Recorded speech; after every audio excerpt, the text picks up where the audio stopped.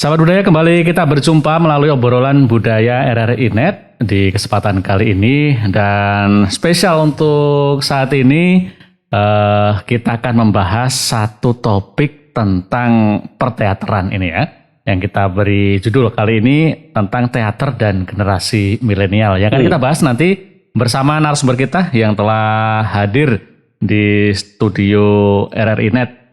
Ada yang pertama, Mas Ton, Ketua Teater Lingkar Semarang. Apa kabar Mas Ton? Alhamdulillah sehat walafiat, seger waras. Seger waras Mas Ton ya. Kemudian yang kedua ada Mbak Nadila Farah Maudita Santoso. Panjang banget ya Mbak namanya. Ya seperti itulah. Ini Mbak Nadila ini atau Mbak Dila ya. Ini adalah mahasiswa dari UPGRIS Universitas PGRI Semarang begitu ya. Ya baik, Mas Ton dan Mbak Dila, nanti kita akan ngobrol banyak nih seputar teateran. Mas Ton ini kan masternya teater gitu. Oh, yang punya teater di Semarang ini. Dan Mbak Dila ini kan juga berkecimpung di teater juga Mbak Dila ya. Ataupun juga mahasiswa yang memang menggeluti teater juga. Nah, yang pertama mungkin saya ke Mas Ton dulu. Mas Ton. Iya. Ini kan saat pandemi ya Mas Ton. Semua seni tradisi, semua jenis seni lah terdampak, termasuk teater. Nah, kondisi teater kalau di Semarang sendiri Mas Ton ketika pandemi ini seperti apa? Oke. Justru dengan pandemi ini kita ditantang kreativitas kita agar tetap kelihatan eksis di dalam berkarya. Salah satunya adalah melakukan kegiatan-kegiatan streaming yang selama ini tidak pernah disentuh. Nah, di dalam streaming ini dalam waktu yang relatif pendek, 10 ataupun 5 menit begitu, atau 15 menit, kita harus bisa menyuguhkan sebuah tontonan yang utuh. Nah, ini sulit. Biasanya kami ini mengadakan pagelaran sekitar 1 sampai 1,5 jam. Tapi itu diringkas menjadi 10 atau 15 menit. Ya, itu tantangan kami. Tetapi ada satu sisi yang merugikan kami, dalam tanda petik ya, itu bahwa kami bermain teater itu bermain roso. Bermain roso. Roso kita tuh hanya ketemu dengan kamera, tidak pernah ketemu dengan audien. Jadi responsif audien itu tidak pernah kita tangkap. Kita hanya ketemu dengan mata kamera. Dan penonton itu diwakili oleh mata kamera. Kemana kamera itu menuju angle, ya disitulah penonton harus melihat dari angle kamera itu. Gitu. Jadi memang beda ya Mas Ton ketika pementasan disaksikan oleh penonton dengan ini pentas tanpa penonton, feel-nya, feedback-nya beda ya Mas Ton? Beda banget. Beda banget Mas Ton. Karena di teater itu main roso Mas. betul. Nah, ketika tidak ada feedback dari penonton kan juga satu hal yang aneh begitu Mas Ton ya. Nah, itulah tantangan kita. Bagaimana kita bisa memberikan suatu permainan yang mempunyai kualitas inner action yang bagus sehingga jadi penggulatan ataupun permainan itu sangat berat ketimbang kita berhadapan dengan langsung penonton. Dan inilah salah satu tantangan bagi pemain teater dalam situasi pandemi ini. Gitu. Ya, dan sampai sekarang itu masih berjalan Mas Ton kondisi yang seperti ini. Ya, sampai sekarang masih begitu. Jadi kita streaming sekitar 15 menit. Kita buat satu permainan kecil yang kira-kira sedikit tapi menarik. Kita tidak pernah melihat bahwa YouTube itu nanti sekian kali tayang ataupun sekian kali skripnya itu.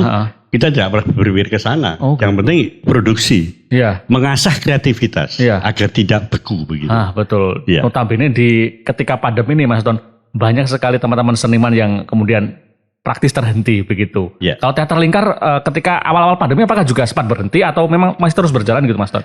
Berjalan, kami tetap berjalan. Artinya begitu ada informasi bahwa kita tidak bisa offline, kemudian ada informasi harus streaming, kita langsung mengadakan suatu rapat kecil begitu, bagaimana kita membuat satu produk yang streaming, yang bukan offline, gitu, dalam waktu relatif pendek, tetapi isi cerita itu kecekel. Oh, gitu ya. Dan ini teman-teman pertama kali ya berat ya Mas Ton ya? Berat. Kelabuan iki piye iki. Akhirnya harus diulang. Tapi itu mencerdaskan. Iya. Jadi kreativitasnya terangsang. Iya. Gitu. Jadi pandemi no plus minusnya Mas. Secara ekonomi memang kita berdampak ya. Tapi betul. Secara kreativitas itu menampilkan satu tantangan yang sangat luar biasa. Ya, dan mungkin disinilah peran media itu ya Mas Ton ya. Kemudian di mana dengan media akhirnya di kondisi pandemi mau tidak mau media inilah yang menjadi penyelamat kemudian untuk teman-teman seniman begitu. Untuk tetap bisa disaksikan oleh penonton begitu Mas Ton ya.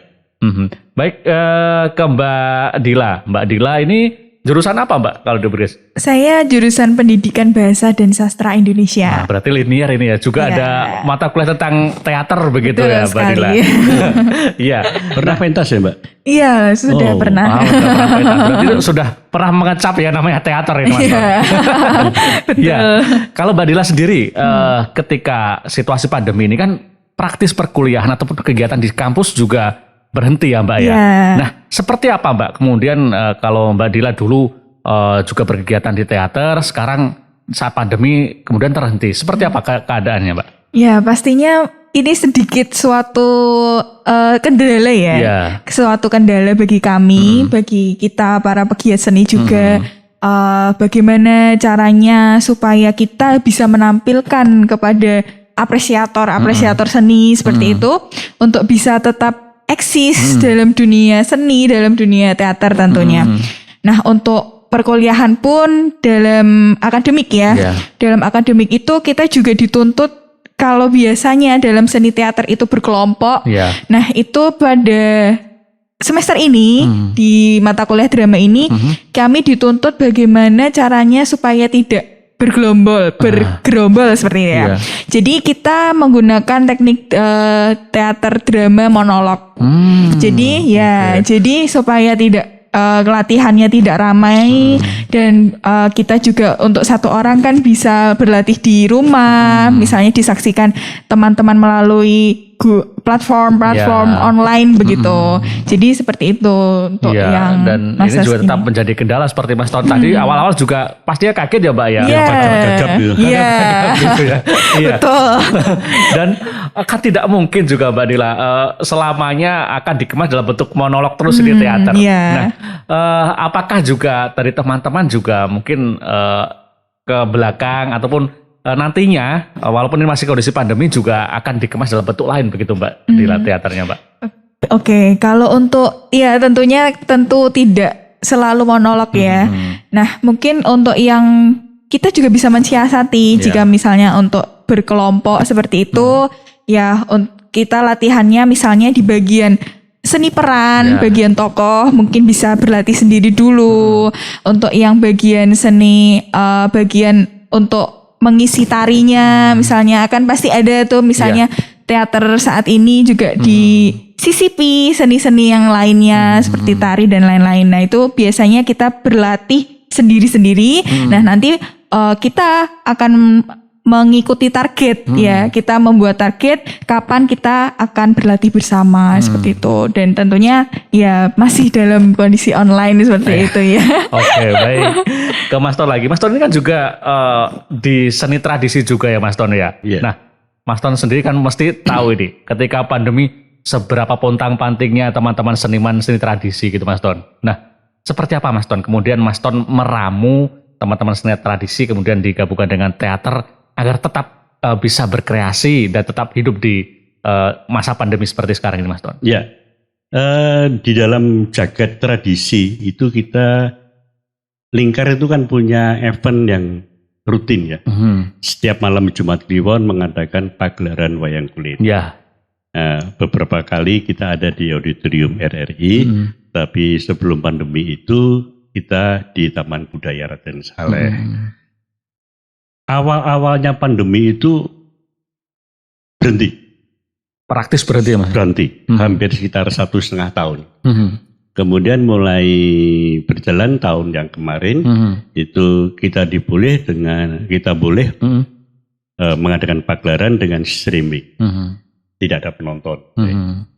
Itu kita coba lakukan sehingga semangat dari kawan-kawan seni tradisi ini mulai tumbuh. Ya.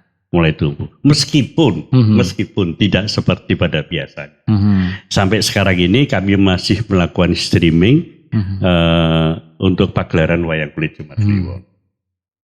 Sebetulnya rasanya teman-teman itu pelaku seni tradisi ya ora beda karo teater.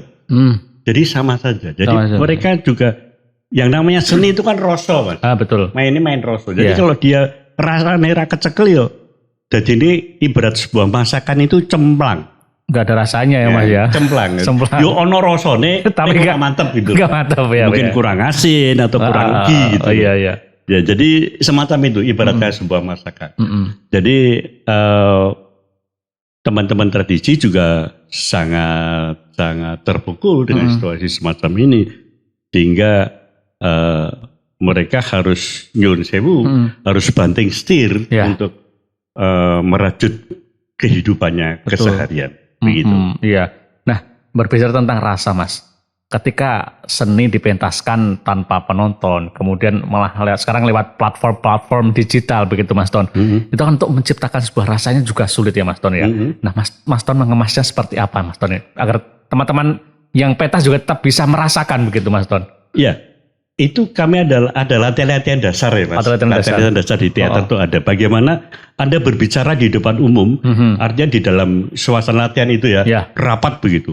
Seakan-akan Anda memimpin sebuah rapat, atau Anda menjadi seorang dosen atau seorang guru.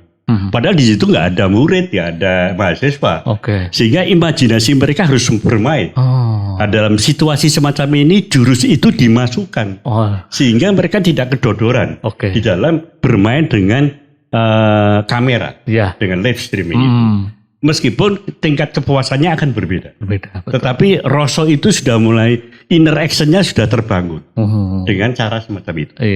Iya, berarti memang kalau teater secara basic sendiri mereka latihan juga tanpa penonton begitu, Mas Ton ya. Dan ketika ini harus dihadapkan dengan kamera, mereka sudah terbiasa gitu, Mas Ton ya. Iya. Kalau berbicara biasa gitu, ya, tapi berbicara masalah rasa, rasa dabusi, Mas. Iya, betul.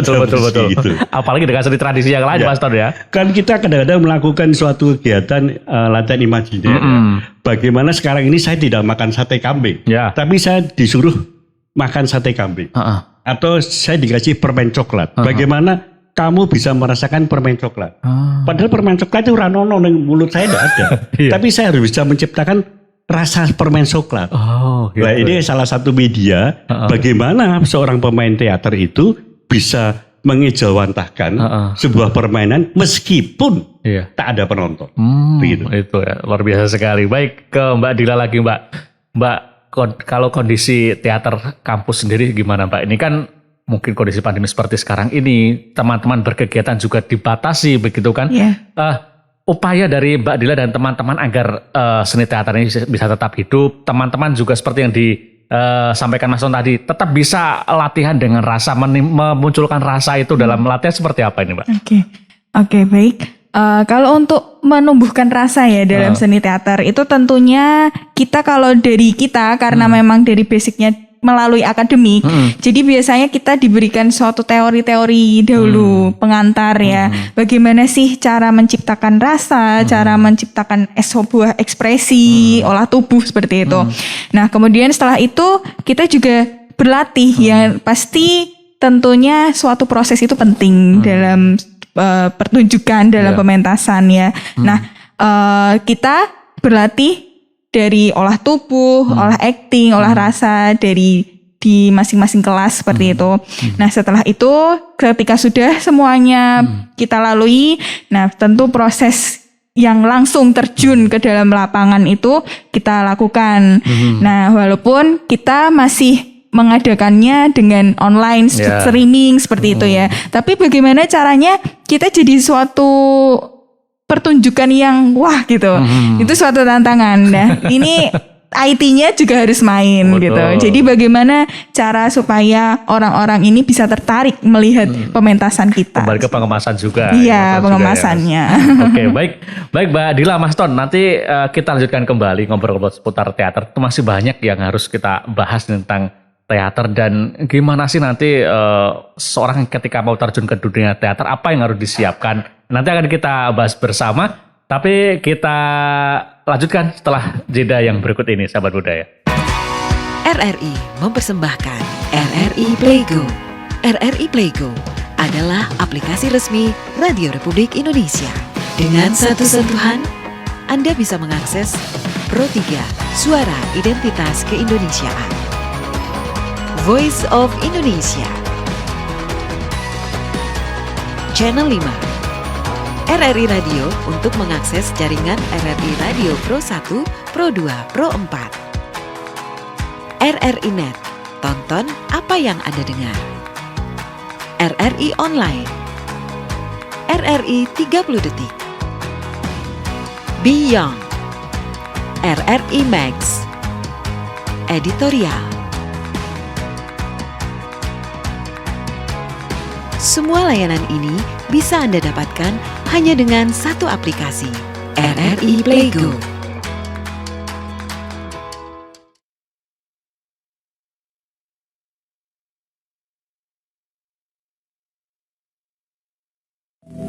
Perjuangan pergerakan ditindas dan dilecehkan, dihina dan diperbudak, hanya mampu mengikuti dan tak mampu berkutik.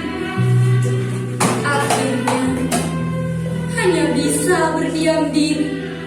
Mimpi sudah tak dihargai, dicaci maki, dikhianati.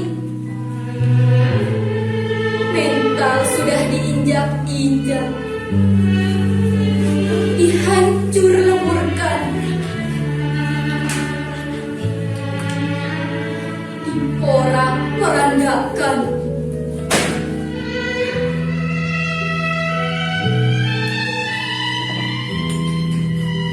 Rejim yang berkuasa bergerak seenaknya. Perjalanan selalu menghadirkan cerita yang akan dikenang. Perjuangan yang begitu panjang mampu mengubah masa depan. Takkan ada yang berubah tanpa adanya pergerakan yang menyerukan kebenaran. Takkan pernah sia-sia perjuangan mereka yang gugur atas nama bangsa. Berontak, bergerak, melawan. Pertumpahan darah tak terelakkan.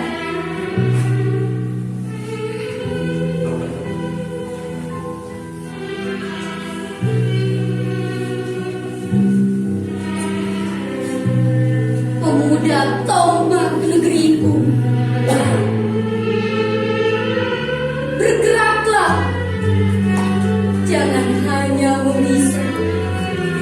Pemuda tombak negeriku, tegakkan kepalamu, kobarkan semangatmu. Hari yang menjadi saksi dari harapan tanah air. Sumpah layaknya janji suci, terdengar hingga menusuk ke hati. Sumpah pemuda, merdeka, merdeka, merdeka.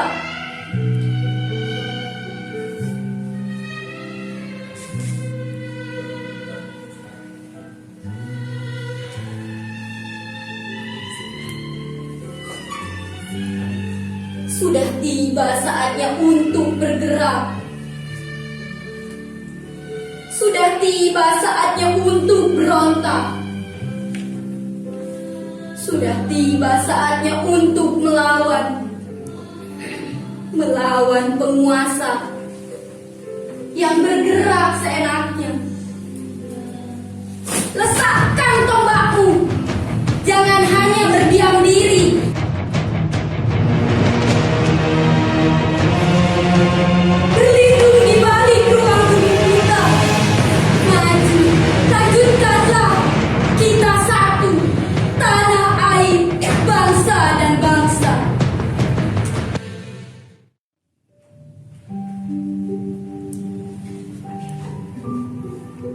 Apa kabar Indonesia hari ini?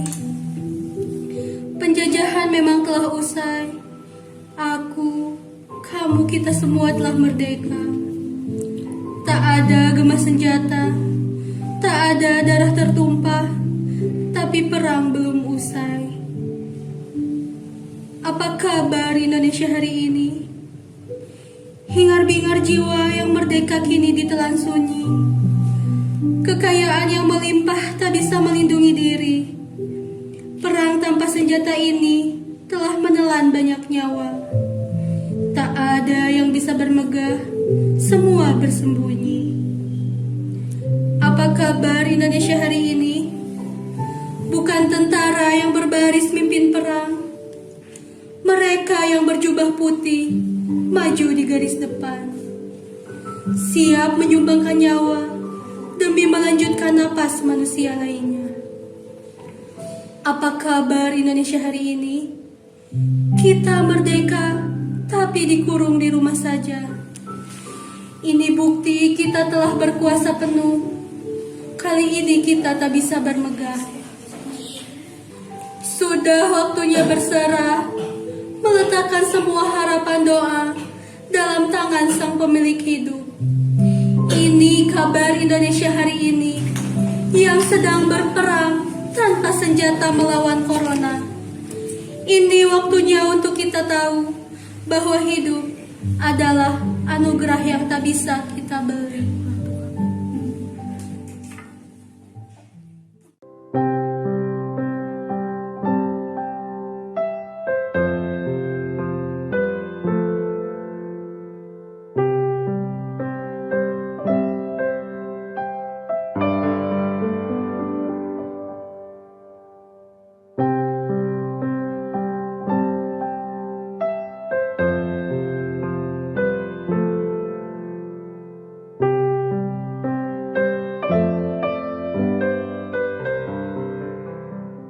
Ya, sahabat budaya, masih bersama kami di obrolan budaya RRI Net, masih membahas seputar teater dan generasi milenial. Memang ya siapa lagi kalau bukan generasi milenial yang akan meneruskan berbagai macam seni yang ada di Indonesia, seni teater, seni tradisi dan seni yang lainnya. Nah, saya kembali ke Mas Ton ini sebagai masternya teater di Semarang ini. Mas Ton, ketika seseorang atau katakanlah saya mau terjun ke teater, bekal apa sih yang harus dipersiapkan untuk kita terjun ke teater, Mas? Ya, pertama niat. Niat ya? Niat itu. Di teater itu ada 3 pelajaran, kalau dikatakan pelajaran pokok ya. Olah tubuh, olah rasa, olah suara. 3 ini harus dikuasai untuk seorang calon pemain teater. Bagaimana kita bersuara dengan artikulasi yang jelas. Itu ada latihan-latihannya. Kemudian olah tubuh, bagaimana kita melakukan olah tubuh supaya acting kita itu juga enak ditonton gitu ya. Kemudian olah rasa itu seperti yang tadi saya sampaikan, supaya kita punya inner action. Menjadi pemain teater itu kan menjadi orang lain. Betul. Seperti Mbak Dila ini belum seorang ibu. Ya. Kemudian di dalam naskah dia harus memerankan seorang ibu. Berarti kan dia tidak menjadi dirinya. Dari karakter lain gitu ya. Karakter lain. Ibu pun bermacam-macam karakternya. Ada ibu yang pendiam, cerewet, galak. Dan dia harus tahu benar. Ibu yang saya mainkan itu seorang ibu yang bagaimana? Seorang ibu yang genit, galak, atau berwibawa. Dia harus paham benar. Lah begitu dia sudah menguasai karakter sang ibu di dalam tokoh naskah itu, baru dia melakukan observasi. Observasi itu bisa kepada tetangga, pada ibunya sendiri, atau pada pernah dia melihat sesuatu film yang karakternya sama dengan di dalam naskah ini. Itu harus observasi. Kalau dia mencoba mengarang-arang, ya boleh-boleh saja. Tapi agar punya pengalaman batin lebih, oh ibu ini ibu yang cerewet. Misalkan dalam naskah itu, saya punya tetangga, itu cerewet banget. Koyo dalam naskah ini gitu. Nah itu bisa menjadi referensinya. Jangan copy paste. Dia tetap menjadi inspirasinya supaya dia bisa menumbuh kembangkan karakter ibu yang cerewet tadi. Oh gitu. Begitu. Untuk olah rasanya. Iya, gitu. berarti harus mengaplikasikan yang dia lihat ke dalam dirinya ya Mas ya? Iya. Jadi beliau ini harus punya file. Iya. Jadi seorang teater itu tidak pernah merasakan percuma. Dimanapun dia itu harus menjadi rekaman dalam file dia. Iya. Di file pada suatu saat akan didudah gitu. Iya. Oh, aku menjadi seorang pengemis. Saya pernah melihat seorang pengemis di sana dalam posisi seperti ini, seperti dalam naskah ini. Memorinya dibangkitkan. Makanya seorang teater itu punya kecerdasan ekstra. Aku sombong sih. Betul. Jadi teater itu kegiatannya orang cerdas ya Pak ya? Ya, karena dia harus bisa menganalisa. Betul. Harus bisa menganalisa, terus kemudian mengaplikasikan.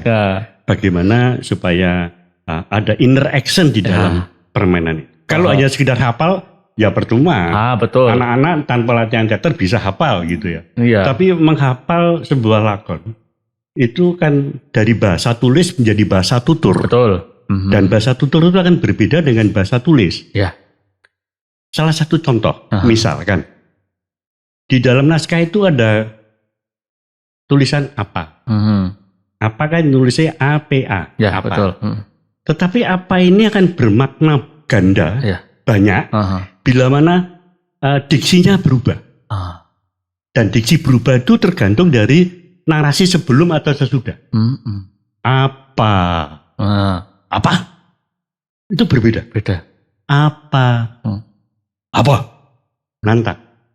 Ya? Iya. Di dalam naskah tidak ada do re mi fa sol la si do. Iya. Yang ada do re mi nya itu nokatine pemain itu. Jadi iki rada anu Mas. Yang saya sebutkan tadi kecerdasan ekstranya muncul di sini. Hanya orang-orang spesial yang bisa ya Mas. Yang bisa menghayati. Iya. Ya gitu. Mbak Dila ini akan membaca naskah kalau lurus gitu saja. Orang no nyawane. Makanya dia harus bisa membuat naskah itu seperti ada nyawanya. Jadi begitu. Bahasa tutur karo bahasa tulis, bahasa panggung itu berbeda. Berbeda. Ya seperti tadi saya bilang. Iya. Podo-podo tulisannya apa? Ya kalau motornya apa ya rano. Padahal di sini apanya adalah apa menantang. Apa? Apa nih ora krungu? Apa? Iya betul. Nyepel lagi apa? Nyepel lagi gitu. Iya. Podo-podo apa nih? Saya pikir begitu. Iya baik. Nah Mbak Dila, berat gak Mbak Dila ini kriteria yang harus dipenuhi seseorang ketika mau terjun ke dunia teater? Dan Mbak Dila pernah gak sih merasakan seperti itu Mbak? Betul. Seperti yang dikatakan beliau ya, itu betul sekali yang saya rasakan ya. Bahwa yang pertama itu adalah niat dan tekad ya. Kalau itu tidak ada, kita juga tidak bisa gitu.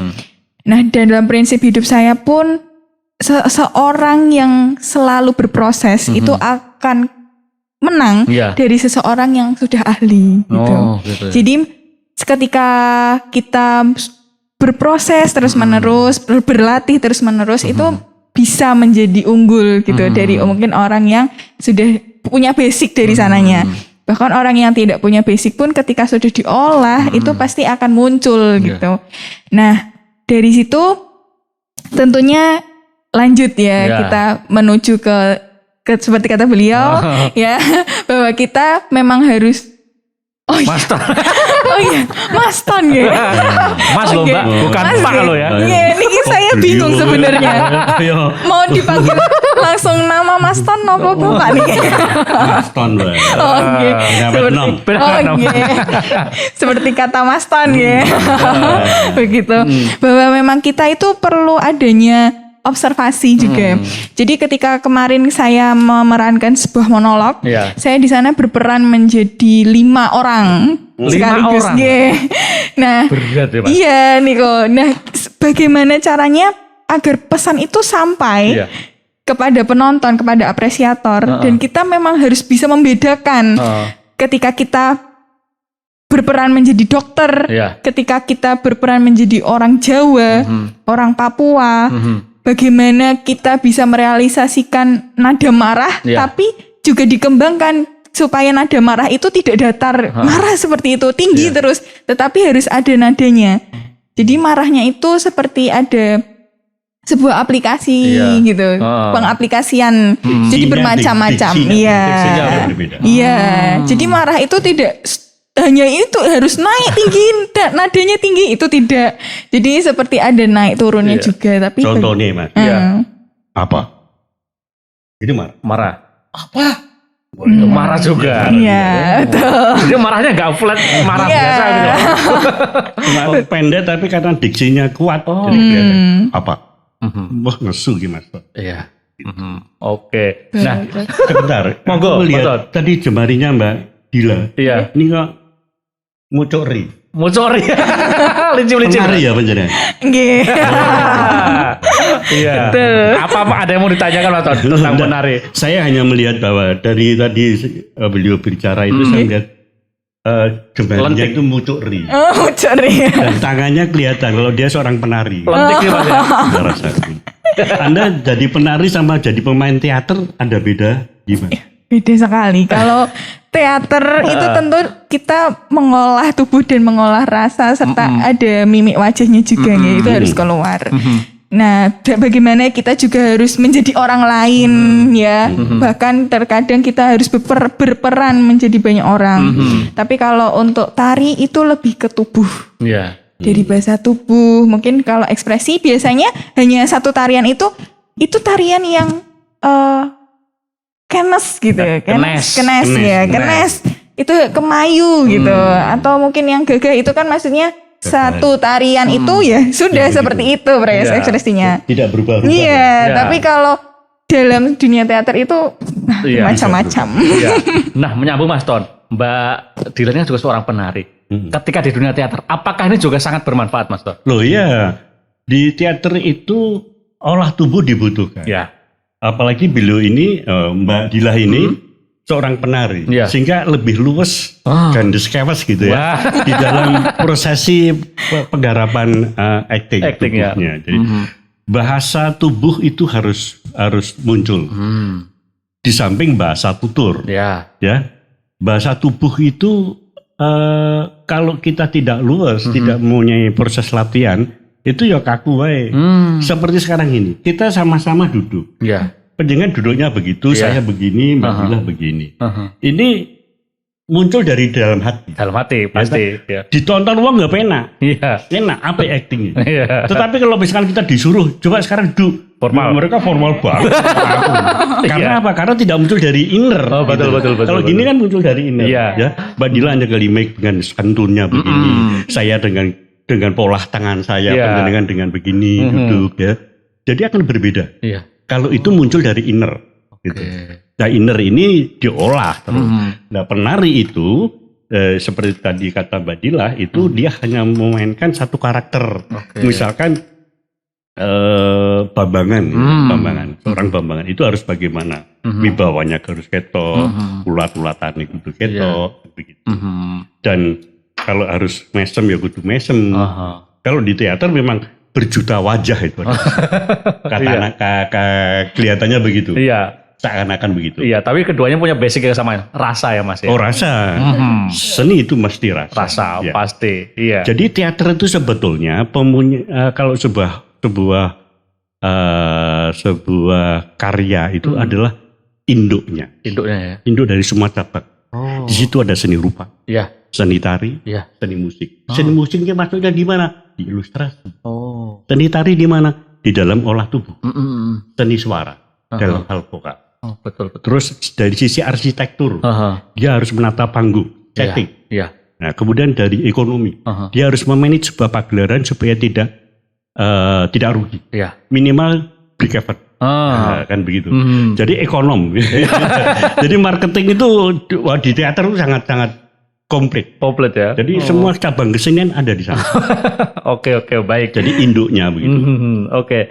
Kalau dari Mbak Dila, Mbak, dari beberapa kriteria tadi, bekal seseorang mau terjun ke dunia teater, yang menurut Mbak Dila paling berat apa, Mbak? Paling berat ya. Aduh, semuanya berat. Nggak ada yang berat sebelah juga sih, karena semuanya butuh diolah dan butuh proses tadi ya. Betul. Jadi semuanya sama rata.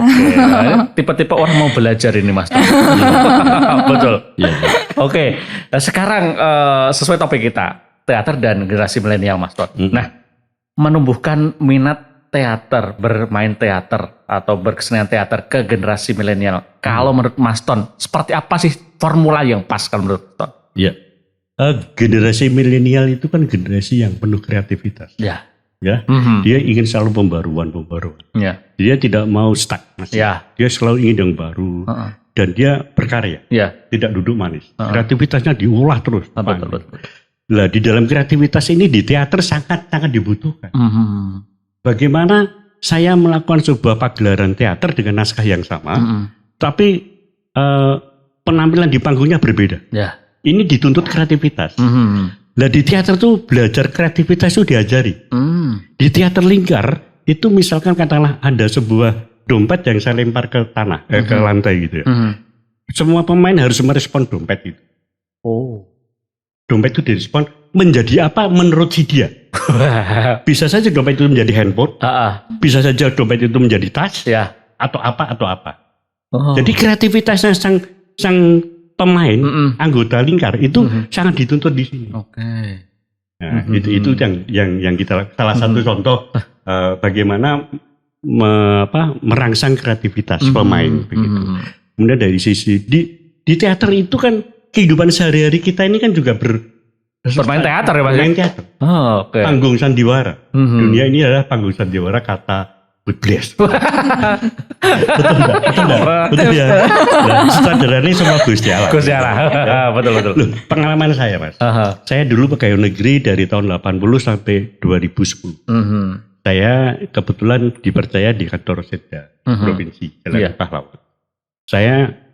Kepala saya tahu saya orang teater.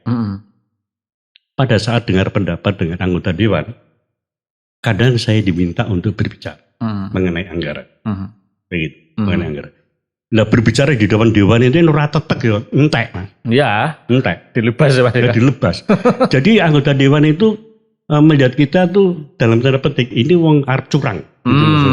Jadi ya kudu tetek. Ya. Dan kita menjelaskan segala sesuatu yang kita anggarkan itu harus tenang, konkret, ada dasar. Ya. Begitu. Sebagai contoh begini Mas. Ini sedikit cerita pengalaman saya karena teater. Saya menghadapi teman-teman dewan, bapak-bapak dewan itu bagaimanapun mereka adalah orang-orang terhormat. Dan saya harus bisa menjelaskan program saya ini secara baik dan meyakinkan. Pada prinsipnya meyakinkan bahwa program saya ini benar. Sehingga beliau setuju didok angka itu. Ibaratnya begini Mas. Saya mau membuat jembatan. Menurut PU, dinas yang terkait, 1 meter itu 1 juta. Kalau saya mau menggarap 10 meter, berarti kan 10 juta. Itu dasar teknis begitu. Kemudian anggota dewan bilang, tidak bisa 10 juta. Harus 7 juta. Kalau 7 juta lebih baik tidak usah. Jawaban saya begitu. Karena apa? Kualitas jelas akan berkurang. Beda. Mungkin dengan angka 1 juta, itu umurnya bisa 25 tahun. Kalau 7 juta, separuh dari itu. Sehingga lebih baik tidak usah digarap Pak. Loh, kenapa? Secara teknis 1 meter itu 1 juta. Kalau 10 meter berarti 10 juta. Kalau Bapak mau menambah, alhamdulillah. Kalau dikurangi? Kalau dikurangi, lebih baik tidak usah. Misalkan begitu. Jadi keyakinan, keberanian kita ngomong dengan dasar itu penting. Gitu. Nah kalau kita pinter nih kok iso ngomong, jadi ya plegap-plegu. Nah ketekan saya ini saya dapatkan di teater. Wah, begitu ya Pak. Ngolahnya di teater ya Mas ya. Oke. Baik. Mas Ton, Mbak Dila, nanti kita lanjutkan kembali dari perspektif Mbak Dila juga nanti postur teater yang diinginkan generasi muda seperti apa sih? Nanti akan kita bahas lebih lanjut setelah satu selingan berikut ini.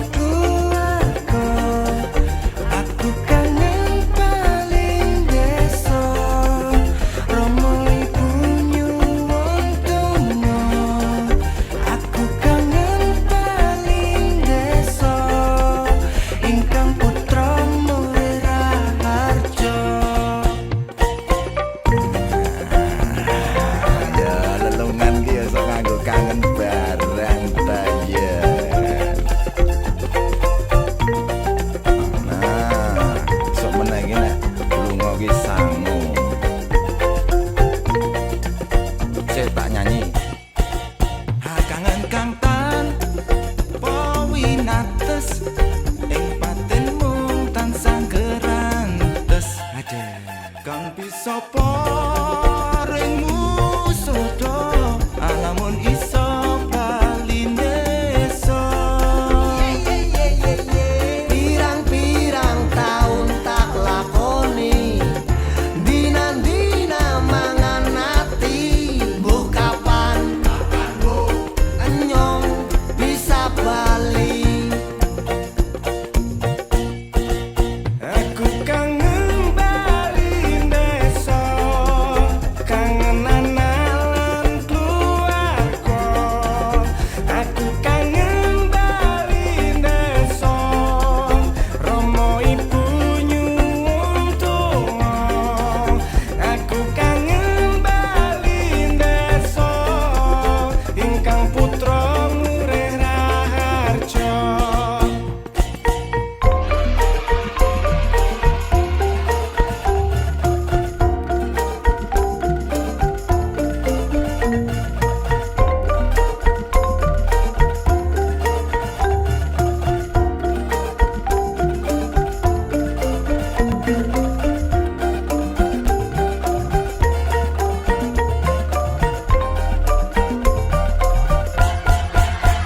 Aku kangen bali desa, kangen anak keluarga. Aku kangen bali desa, romo ibu nyuwun donga. Aku kangen bali desa, ingkang putra murih raharja.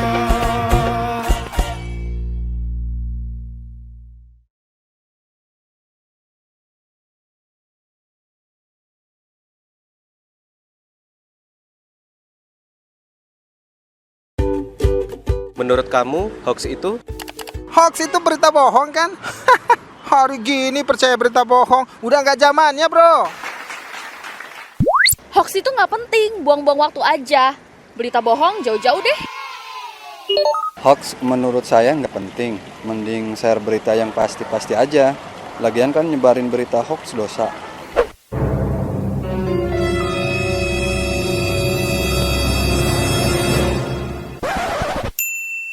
Nah, buat kamu, jangan asal share atau menyebarkan berita hoax ya. Baca dengan teliti, lalu klarifikasi kebenaran berita, biar nggak jadi korban hoax. Bang, iki kopi apa toh bang? Kopi kental mesti nih. Enak toh? Pakai remak ini, ojo-ojo arang dideplok iki bang. Ora, rasa kese, pahit walau kiwi. Nah, enak toh? Pahit, enak toh? Iya, masih coba pengen ya dong. Assalamualaikum. Waalaikumsalam. Sampean ki janjane do ngerti apa ora? Ngerti apa meneh? Iki jek masane pandemi COVID-19. Linggo cedak-cedakan kok yang jangan. Iso jaga jarak ra? Jaga jarak. Jaga jarak, Dik. Wong wis new normal lo. New normal lo. New normal kuwi sing medeni, ngerti ra? Dirungokke kupinge. Masalahe nek ngomongnya ado-ado kaya wong padu. Ora apa-apa, demi menjaga keamanan daripada kowe mati. Piye? Hah? Ya mau. Rumah sakit kae. Sapa jenenge perawat, dokter kuwi wis kebak, ya ora kebak. Aku iki ora lilo ndelok kowe. Ya iki mah cedak-cedakan ya Allah Gusti. Kadangane kok yang lho ya yo. Mas Mas. Jenengan niku petugas napa to? Lho, ngece. Dhewe petugas apa? Sampah. Sampah. Lah sampah, Dik. Kowe gawe-gawe sandiworonan bae. Sandiworonan ora usah macem-macem. Aku ki petugas COVID-19 pandemi. Wah, iki tanda pengenal di. Lho enten. Enten. Tanda pengenal ora usah diduduhke. Sampeyan tertib, wargane ya aman, tentrem uripe. Oh, malah ya wis. Mas Redinggo. Ya wis. Mas Redinggo. Saya mangan. Hah? Wis, kamu mangan. Ayo nggih. Mas Redinggo, Gur. Mas Redinggo, Gur. Oh nggih, iki aja jajan. Kandhanane angel. Iki sajikan. Iki sak omah karo rak karuan. Jat, mek dadi apa? Raman wong tuwa. Hah? Wis. Assalamualaikum. Salam. Kita harus menerapkan protokol kesehatan. Pakai masker. Cuci tangan atau wisuh. Let's go.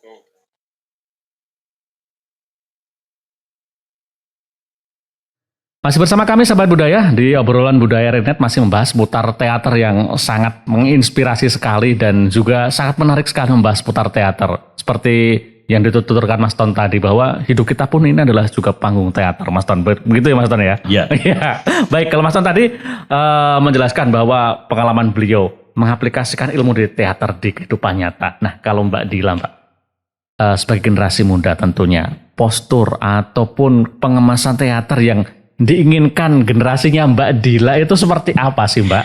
Baik. Jadi kita itu semakin maju ya. Semakin kesini pasti zaman itu semakin maju. Era digital pun juga semakin maju seperti itu ya. Apalagi kita para pegiat seni juga harus menghadapi yang namanya pandemi. Bagaimana caranya kita tetap harus eksis dan berkreativitas ya di masa pandemi ini. Tentunya anak-anak milenial ini memerlukan sesuatu pembaruan, suatu perkembangan ya. Kenapa tidak kita kembangkan teater-teater yang sudah ada dikemas menjadi sebuah pertunjukan milenial yang contohnya sekarang yang lagi digemari anak-anak muda zaman sekarang, yaitu misalnya melalui drama musikal seperti itu. Kita kembangkan sebuah teater itu melalui pertunjukan drama musikal. Nah, mungkin drama musikal yang dulu hanya sebuah lagu-lagu saja atau ada tarian-tarian seperti itu. Tapi sekarang ini IT juga sudah semakin maju. Bagaimana caranya kita bisa mengemas panggung itu menjadi sebuah 3D ya, seperti background 3D yang bisa menunjang karya atau sebuah pementasan itu. Jadi supaya anak-anak zaman sekarang itu jadi semakin tertarik, tidak hanya monoton teater yang sudah ada terlebih dahulu gitu. Dan juga mungkin memanfaatkan platform media sosial yang ada ya Mbak ya. Yang ngelakiin tentang It's My Dream itu. Itu kan bermain peran walaupun durasinya singkat gitu kan. Tapi itu kan juga memunculkan rasa juga. Iya. Seperti itu mungkin yang mungkin lebih digemari juga ya Mbak sekarang ya Mbak ya. Betul sekali, hanya beberapa detik tetapi diingat-ingat ini. Iya, baik. Ke Mas Ton lagi. Mas Ton, tips untuk siapapun yang ingin menggeluti dunia teater, apa sih Mas Ton tips-tipsnya?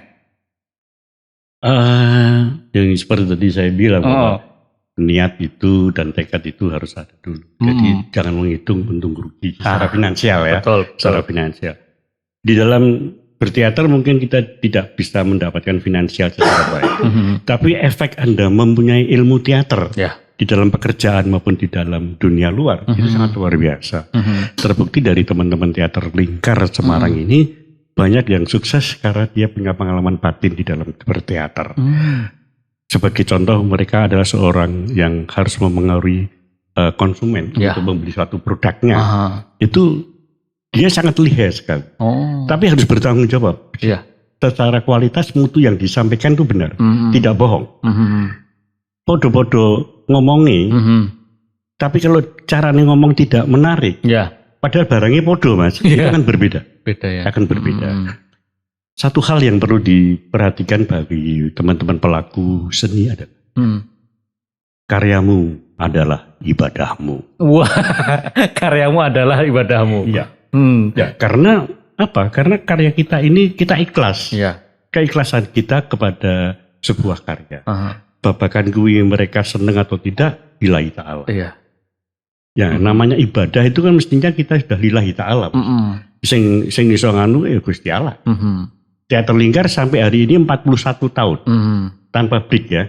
Besok Maret 42 tahun. Wah, sudah lumayan lama ya. Kalau Mbak Dila ini umurnya lebih tua teater Lingkar. Bahkan dari saya lebih tua teater Lingkar Mas. Tapi masih aja. Kalau teater kampus, selama kampus itu ada, pasti ada kegiatan teater. Betul. Teater Lingkar itu teater kampung. Uripis kondi, ya saka Gusti Allah. Karo kanca-kanca iki. Kalau itu nawaitunya tidak ibadah, saya yakin bahwa 5 ataupun 6 tahun sudah belum tikar. Ya, dan tips ketika sudah ambyur di dalamnya Mas Ton, biar tetap konsisten, biar mungkin kalau secara agama bisa istiqomah di situ seperti apa Mas Ton? Tetap bakal tekan. Tetap bakal tekan ya. Iya. Dan itu apa namanya semboyan dari Mas Ton ya kalau itu. Tetap bakal tekan. Tetap tekun tekan. Wah, konsepnya seperti apa Mas kalau? Tetek itu kan yakin. Ya. Tetek tekun, rajin. Iya. Dilakoni. Teken itu dilakoni, teken itu dilakoni. Oh iya. Ya rajin dilakoni, istiqomah itu rajin. Iya. Jadi teken itu adalah melaku dilakoni, pasti tekan. Yang bawa lakoni mau ngawang-ngawang toh. Iya. Saya pengen gampangan nih, aku pengen gadu-gadu. Iya. Mung pengen toh, aku warung gadu-gadu. Ya kapan aku bisa mangan gadu-gadu? Wah betul. Rak ngono sih. Oh, betul. Betul ya Mbak ya. Leres Bapak. Dan Bapak ini. Mas Ton loh. Dan itu adalah esensi proses tadi Mas Ton. Seperti kata Mbak Dila tadi. Tetek, tekun, tekan.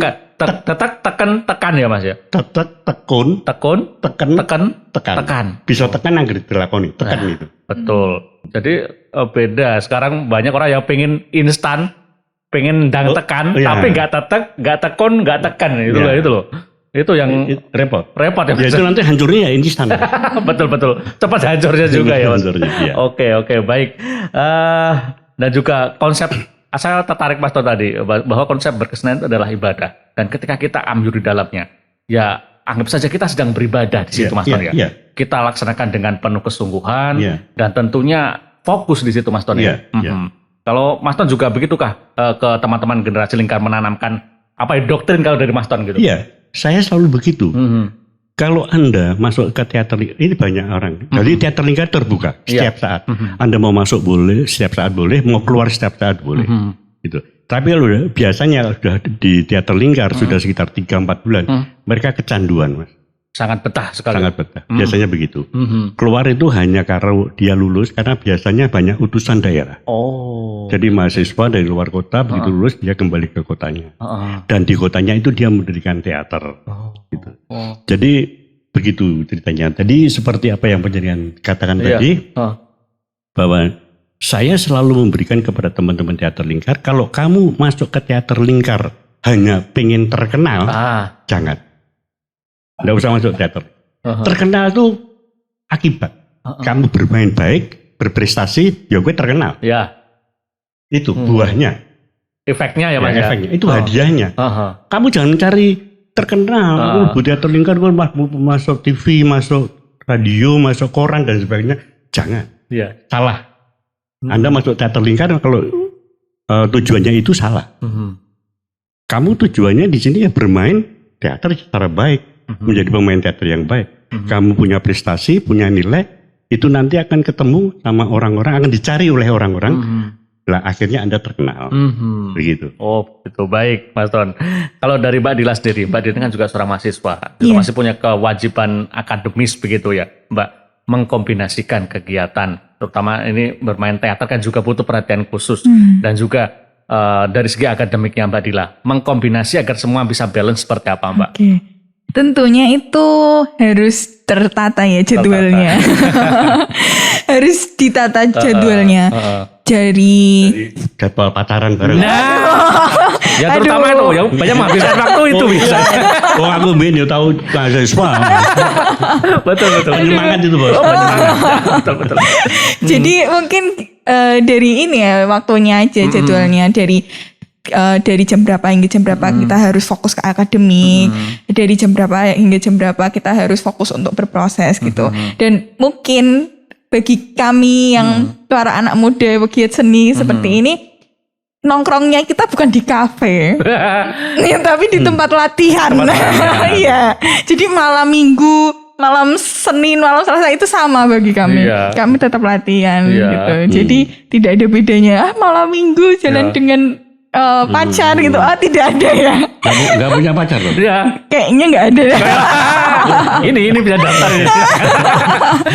Lagi sudah open ya. Aduh. Dan efeknya tadi seperti kata Mas Ton, bisa juga dapat jodoh di tempat latihan Mas Ton ya. Itu efek. Jangan jadikan tujuan utama.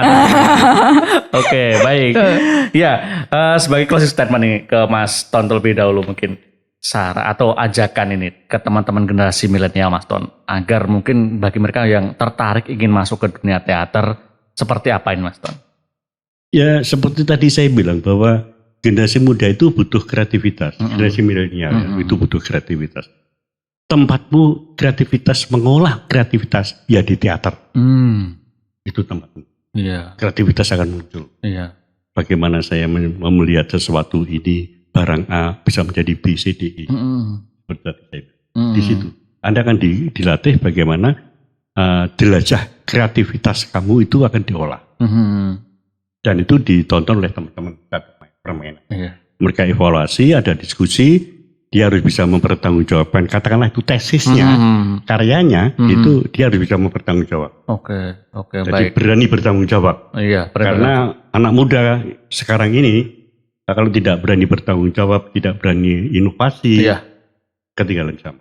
Oke, baik. Baik, terima kasih Mas Ton. Ke Mbak Dila, sebagai closing statement Mbak Dila, ajakan ke teman-teman generasi milenial, generasi muda, agar juga mereka ketika menggeluti satu hal, terutama di ini dunia teater, seperti apa Mbak Dila, agar juga mereka juga menjadi pemain teater yang mumpuni dan juga mereka juga tujuan hidup mereka tercapai juga. Oke, pesan saya ya kepada teman-teman ya, jangan pernah bosan untuk berproses.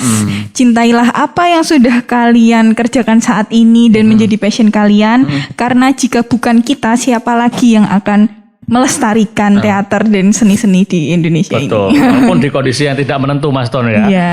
Pandemi, kondisi yang ketika pun Mas Ton, kondisi yang pahit begitu. Kopi pahit. Oke, baik Mas Ton, terima kasih kedatangannya di Sami-sami Mas. studio obrolan budaya Renat. Mbak Dila, terima kasih kedatangannya. Semoga teater Lingkar semakin jaya, semakin moncer. Alhamdulillah. Yang penting tetap pegang 4T tadi ya Mas ya. Tetek, tekun, tekan. Iya. Terima kasih juga Mbak Dila kehadirannya. Sukses selalu kuliahnya dan juga teaternya Mbak Dila. Amin. Pacarannya juga. Doakan saja ya. Ya baik, sahabat budaya, demikian tadi obrolan kita yang cukup gayeng dengan Mas Ton dan juga Mbak Dila tentang teater dan generasi milenial. Bagi Anda yang mungkin punya passion di dunia teater, silahkan asah diri Anda. Asah kemampuan Anda. Kalau perlu belajar ke Mas Ton sebagai masternya teater ini untuk bisa menjadi seorang pemain teater yang handal. Demikian obrolan budaya untuk edisi kali ini. Kita kembali berjumpa di lain kesempatan. Selamat malam.